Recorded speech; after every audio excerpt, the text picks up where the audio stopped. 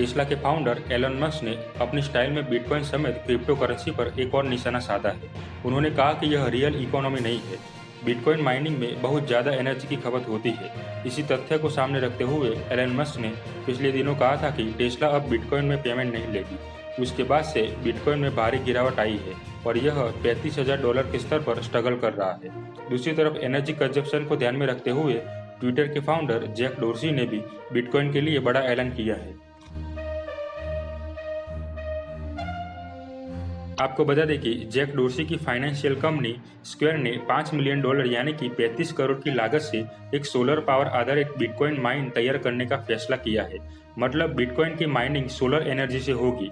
इस प्रोजेक्ट को लेकर कंपनी एक डैशबोर्ड तैयार करेगी जिसके तहत रियल टाइम पर कोई यह पता कर सकता है कि एनर्जी कंजप्शन कितना है और कितना बिटकॉइन माइन किया गया है।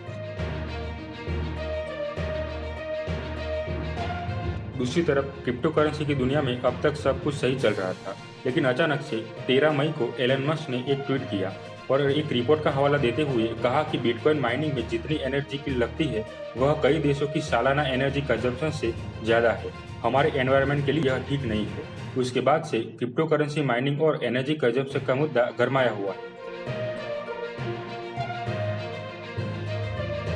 एनर्जी कंजप्शन को लेकर चाइनीज सरकार भी काफ़ी गंभीर है।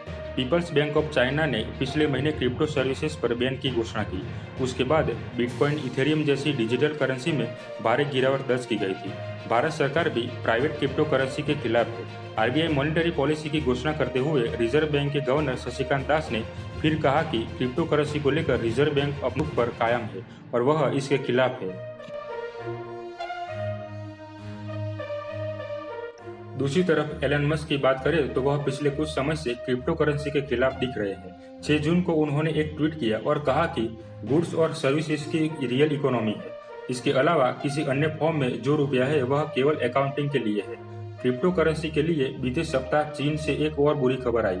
Chinese social media app Weibo ने कुछ क्रिप्टो इन्फ्लुएंसर को कम्युनिटी रूल्स तोड़ने के कारण ब्लॉक कर दिया है।